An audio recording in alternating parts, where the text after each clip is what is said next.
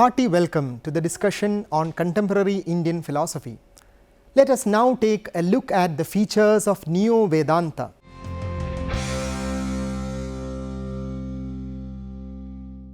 Neo-Vedanta is Vedanta revisited. Modern Indian thought is characterized by the redefining of the concepts in classical Indian philosophy in the light of all the influences that characterize modern Indian thought, like the liberal rational values that emerged in the West in the late 18th and early 19th century, scientism and the concern with socio-political issues. The Indian ethos is rooted in Vedanta and it percolates into every aspect of Indian culture and philosophy.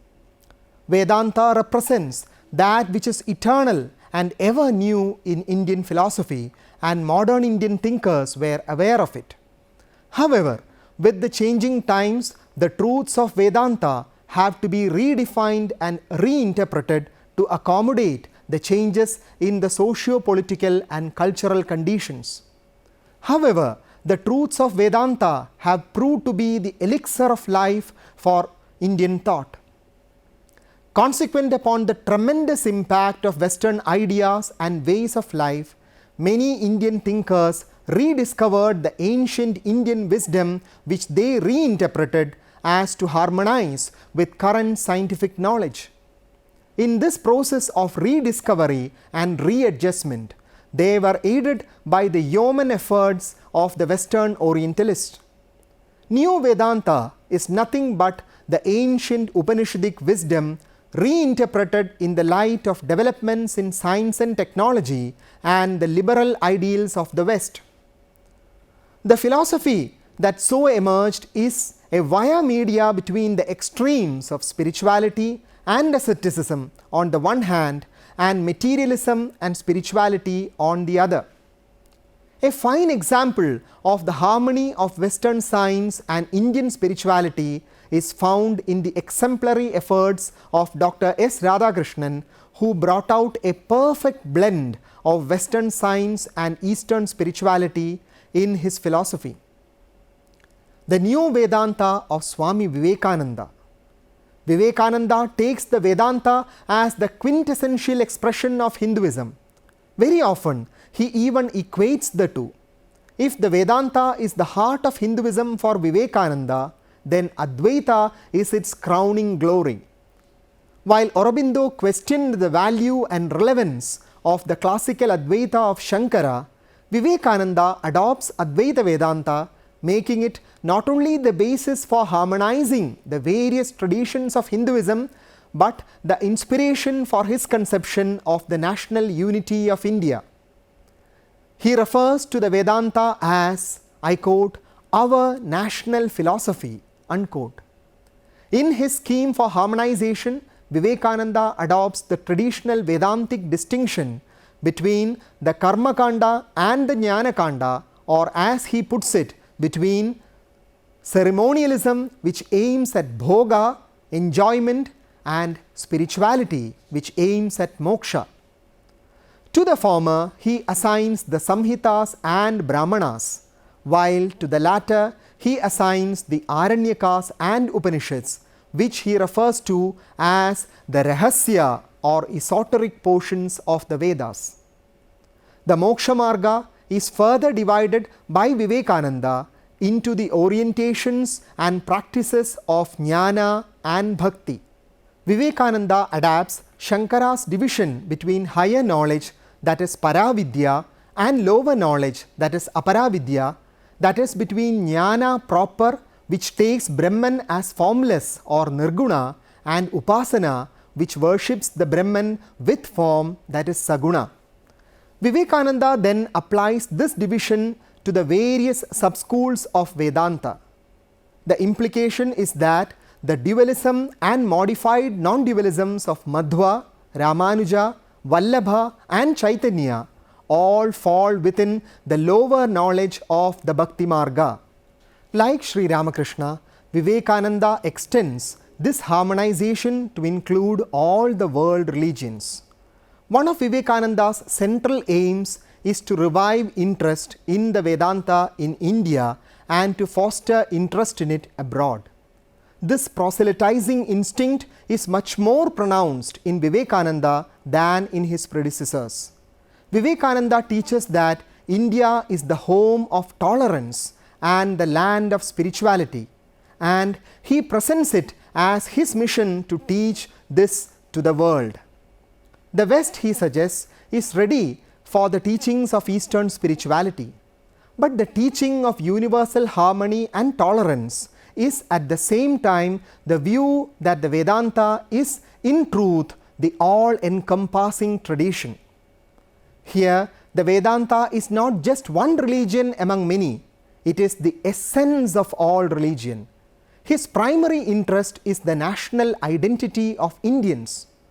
Realizing the opportunity that now presents itself, he begins to utilize his recognition by the West and Western interest in Vedanta to bring attention to the Vedanta in India and to generate Hindu confidence in its own traditions. Let us now take a look at his notion of practical Vedanta. The most distinctive characteristic of Vivekananda's Vedanta is his suggestion that Vedanta needs to become practical. It is here that the modern European elements in Vivekananda's thought are most conspicuous and where we can refer to it specifically as a form of NEO-VEDANTA. Shankara clearly separates ultimate soteriological concerns from worldly means and ends. Vivekananda believes he can derive an ethical teaching from the principle of non-dualism.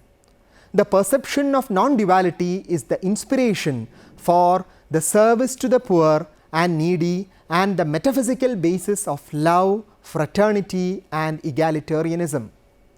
While European thought played an important role in the development of Vivekananda's notion of a practical Vedanta, Indian elements influencing its development also cannot be ignored.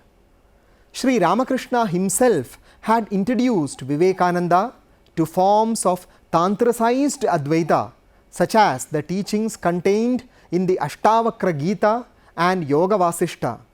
While he remains theoretically committed to Shankara's Vedanta, Vivekananda also incorporates into his teaching elements not characteristic of Shankara's thought. In his conception of non-dualism, Shankara emphasized the discrimination of the world from transcendent Brahman. For Shankara, Advaita means that Brahman has no other, no second. Vivekananda, on the other hand, emphasizes a monistic version of non-dualism, wherein the world is none other than Brahman. This acceptance of the world, which is an aspect of tantric thought in general, lays the theoretical backdrop against which action in the world in accordance with the principles of non-dual ethics becomes possible. In Vivekananda's practical Vedanta, the principles of Vedanta are brought down to earth from the ivory tower of speculation, disseminated to the common man and applied in all aspects of daily life, thereby empowering the people to face the challenges of life with courage and determination. Life is transformed into a spiritual journey with spiritual realization as its goal. Let us now take a look at his interpretation of Maya. Regarding the classical Advaita concept of Maya, Vivekananda says, I quote, "Thus we find that Maya is not a theory for the explanation of the world, it is simply a statement of facts as they exist, that the very basis of our being is contradiction, that wherever there is good, there must also be evil, and wherever there is evil, there must be some good, and wherever there is life, death must follow as its shadow, and everyone who smiles will have to weep and vice versa. Nor can this state of things be remedied. We may verily imagine that there will be a place where there will be only good and no evil, where we shall only smile and never weep. This is impossible in the nature of things, for the conditions will remain the same. Wherever there is the power of producing a smile in us, there lurks the power of producing tears. Wherever there is the power of producing happiness, there lurks somewhere the power of making us miserable. Thus, the Vedanta philosophy is neither optimistic nor pessimistic. It voices both these views and takes things as they are. It admits that this world is a mixture of good and evil, happiness and misery, and that to increase the one must of necessity increase the other. This description of Maya differs from the concept of Maya in classical Advaita, but yet does not contradict it. Classical Advaita Vedanta says that Maya is the power of Brahman through which the world illusion is created. Vivekananda adds that the power is neither good nor bad, it is neutral. Maya's neutral nature can be retained only if Maya is conceived as the name for the fact of contradiction apparent in the world. At places, Vivekananda admits that Maya has a reality from the lower point of view only. He is aware that finally all contradictions have to be resolved and Maya has to be superseded. But he asserts that the superseding act does not completely cancel or negate that which is superseded. He tries to explain this fact with the help of the analogy of ocean and waves. Waves as waves are nothing but water, and yet they have a name and form. If the waves subside, nothing remains but the ocean. But so long as the waves are rising and falling, they have a reality of their own. And even when the waves subside, it is not the waves that have become the ocean, because the ocean is never separate from the waves. Moreover, the subsiding of the waves does not negate the name and form that the waves as waves had assumed. Likewise, even when Maya gives way, it gives way only to find that all the time it was lying within the bosom of Brahman itself. Its being superseded does not take away from it its distinctive role that it had been playing so long. Now let us take a look at the NEO-VEDANTA of Dr. S. Radhakrishnan. As an academic, philosopher and statesman, Sarvepalli Radhakrishnan was one of the most recognized and influential Indian thinkers in academic circles in the 20th century. Throughout his life and extensive writing career, Radhakrishnan sought to define, defend and promulgate his religion, a religion he variously identified as Hinduism, Vedanta and the religion of the spirit. Radhakrishnan's concern for experience and his extensive knowledge of the Western philosophical and literary traditions has earned him the reputation of being a bridge builder between India and the West.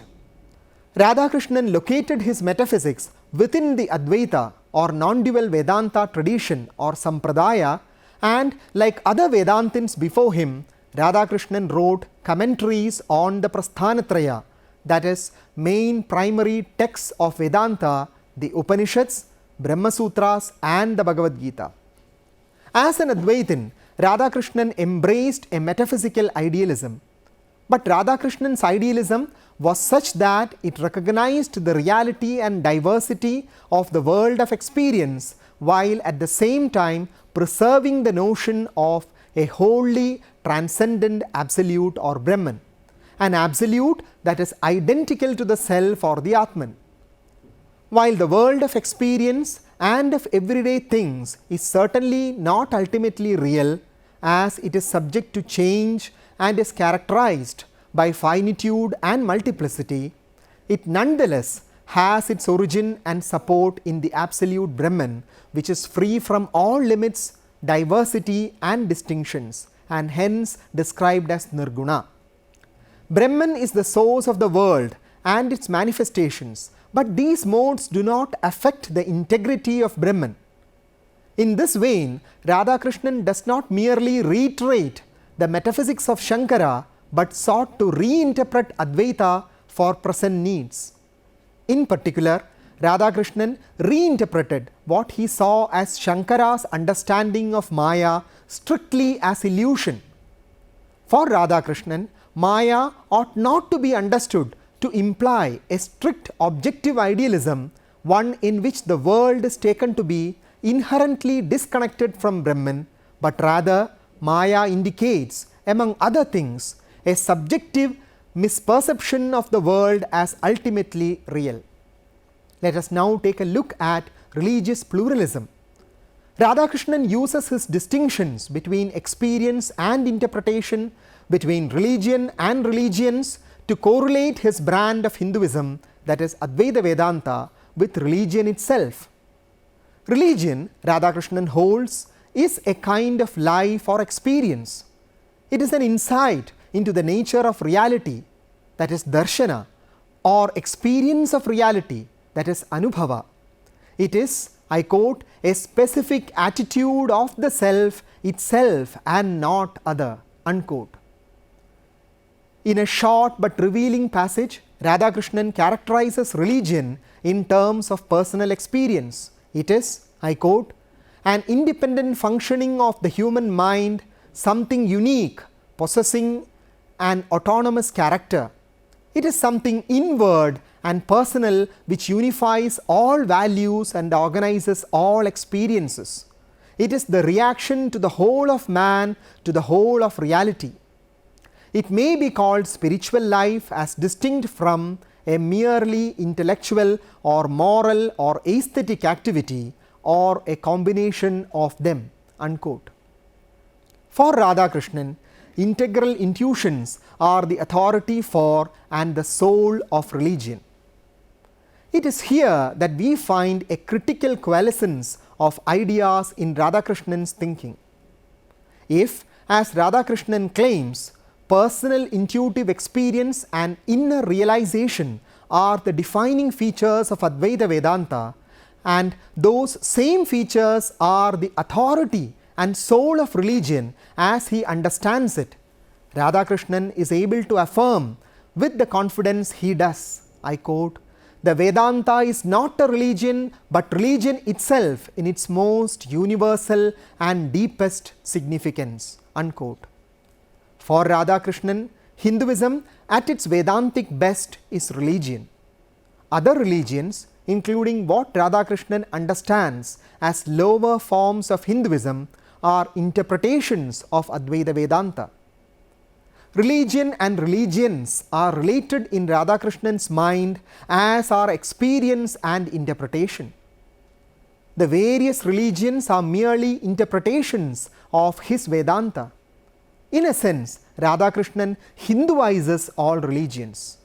Radhakrishnan appropriates traditional exegetical categories to clarify further the relationship. I quote, "We have spiritual facts and their interpretations by which they are communicated to others, Shruti or what is heard and Smriti or what is remembered. Shankara equates them with Pratyaksha or intuition and Anumana or inference. It is the distinction between immediacy and thought. Intuitions abide while interpretations change," unquote. For Radhakrishnan, the intuitive, experiential immediacy of Advaita Vedanta is the genuine authority for all religions, and all religions as intellectually mediated interpretations derive from and must ultimately defer to Advaita Vedanta. For Radhakrishnan, the religions are not an even footing in their approximations and interpretations of a common experience. To the extent that all traditions are informed by what Radhakrishnan claims to be a common ground of experience, that is Advaita Vedanta, each religion has value. At the same time, all religions as interpretations leave room for development and spiritual progress. Let us now take a look at the NEO-VEDANTA of Sri Aurobindo. The philosophical standpoint of Sri Aurobindo is often called integral non-dualism or Purnadvaita. It is an indisputable fact that he is a Vedantin of the non-dualistic school. Yet, a profound analysis of his works clearly reveals that his non-dualism deviates considerably from the framework held traditionally by Advaita Vedanta. It is this fact that prompts the student of Sri Aurobindo to enquire and find out the true philosophical framework in which his thoughts have been structured. The metaphysical framework of Sri Aurobindo is undeniably that of the Agamic tradition. The tradition of the Agamas has historically never been complementary to the Vedantic tradition. They have always remained parallel traditions. Sri Aurobindo's philosophy is a product of his independent yogic experiments, and this independent approach has prevented him from being trapped in the framework of any particular tradition. It is in the light of his own discoveries that he has revisited Vedanta from an Agamic perspective. The philosophy of Sri Aurobindo conceives ultimate reality as one without a second, but the manner in which the ultimate reality and its relation to the universe is described marks the point of divergence from the traditional Advaitic standpoint of Shankaracharya. It is here that the Tantric framework in his philosophy becomes evident. Although Sri Aurobindo explicitly uses the terms Shiva and Shakti and Kali to designate the ultimate reality, he more often uses the terms Brahman, Chit and Chit Shakti in his metaphysics. Sri Aurobindo defines Brahman as the reality of things which fills and supports their idea and form. It is an eternal in all stabilities, truth behind all appearances, and a constant which supports all mutations, but itself does not undergo any either in terms of increase or decrease. Brahman is the highest beyond which there is none other. It is the beginning and the source of all things, so everything else is its consequence. In relation to universe, the Brahman is not only the spiritual, material and conscious substance of all ideas and forces and forms of the universe, but their origin, support and possessor. Sri Aurobindo says that just as we are the play and the form, the mental, vital, psychic and physical expression of a supreme self unconditioned by mind, life and body, the universe too is the play and form and the cosmic soul expression of a supreme existence. This existence is unconditioned by force and matter, idea, name and form, and the distinction between Purusha and Prakriti. Our supreme self and the supreme existence, which has become the universe, are one spirit, one self and one existence. The individual is also an expression of the universal being, an emanation from the transcendence. Sri Aurobindo gives equal ontological status to the transcendental as well as the immanent divine in the form of creation. He uses the term Brahman to denote an absolute which takes all relativities in its embrace. To substantiate his position, he draws our attention to the Upanishads that affirm that all is Brahman, mind is Brahman, matter is Brahman. Addressing Vayu, the Lord of air and of life, it is said, O Vayu, thou art the manifest Brahman. Again pointing to man, bees, birds and insects, each is separately identified with Brahman. O Brahman, thou art this old man and boy and girl, this bird, this insect. The equal ontological status accorded to Brahman and the universe is the most important point of convergence with the Agamic metaphysical standpoint. Sri Aurobindo accepts two poises of the ultimate reality, the eternal repose of the Brahman and the dynamic consciousness force. An important question that confronts such a metaphysical standpoint is, how did this dynamic poise come into being? How is it that a movement of force originated in the eternal static poise of Brahman?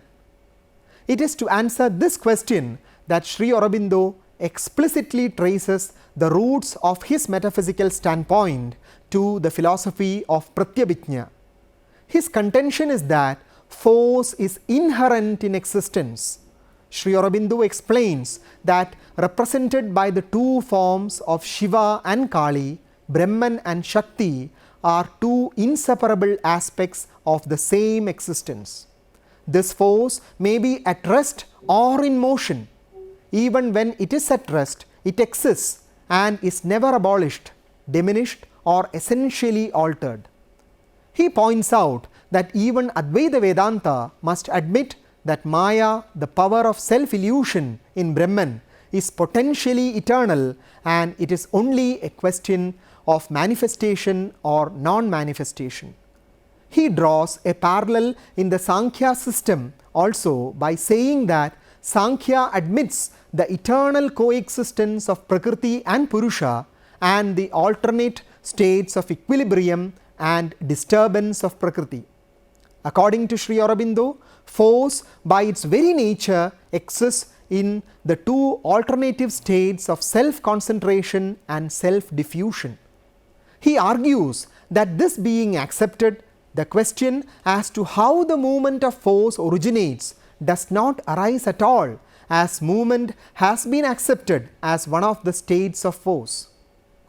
The potentiality of force must translate itself as an alternative rhythm of rest and movement succeeding each other in time, or else an eternal self-concentration of force in immutable existence with a superficial play of movement, change and formation like the rising and falling of waves on the surface of the ocean. To conclude, Vedanta is the elixir of life for Indian philosophy. During the long course of development of Indian philosophy and culture, it has had to face many challenges. On all these occasions, the truths of Vedanta have provided the spiritual and moral strength to philosophers to accept and overcome these challenges. The philosophy of the Upanishads, with its strong rational and experiential foundations, have never crystallized into dogmas. They have always lent themselves to interpretations and thereby have adapted themselves to the changing times. The impact of Vedanta percolates deep into the cultural fabric of India. The religions, rituals and customs of the land bear the mark of the Vedantic influence. Vedanta found a new breath of life in the hands of the modern Indian thinkers of the 18th and 19th centuries. Modern Indian thought as a whole is rooted in Vedanta. Almost all the thinkers of this period have sought to reinterpret Vedanta to bring it closer to the thought currents of their times. Among them, the interpretations of Swami Vivekananda, Dr. S. RADHAKRISHNAN and Sri Aurobindo are noteworthy. Each of them have lent a new color and fragrance to the eternal time-tested concepts of Vedanta. Let us now take a look at some assignments related to this topic. First, can NEO-VEDANTA be called an old wine in a new bottle? Substantiate your standpoint. What are the features of Swami Vivekananda's NEO-VEDANTA? Explain Radhakrishnan's attitude towards religious pluralism. Advaita Vedanta is the genuine authority for all religions. Explain the statement in the context of the philosophy of Dr. S. Radhakrishnan. Explain the two poises of ultimate reality accepted by Sri Aurobindo. Let me now introduce you to some important works related to this topic. The first one is Contemporary Indian Philosophy, authored by Basant Kumar Lal. This was published by Motilal Banarsidass Publishers, New Delhi in the year 2010. Another important work is A Critical Survey of Indian Philosophy, authored by Chandradhar Sharma. This too was published by Motilal Banarsidass in Delhi in 1987. Another important work is Contemporary Indian Philosophy, written by Margaret Chatterjee, published by Motilal Banarsidass, Delhi in the year 1998. Another very important work in this area is Eastern Religions and Western Thought, authored by Dr. S. Radhakrishnan. This was published by Oxford University Press, New York in the year 1993. With this, we have come to an end of our discussion on Neo-Vedanta. Thank you one and all.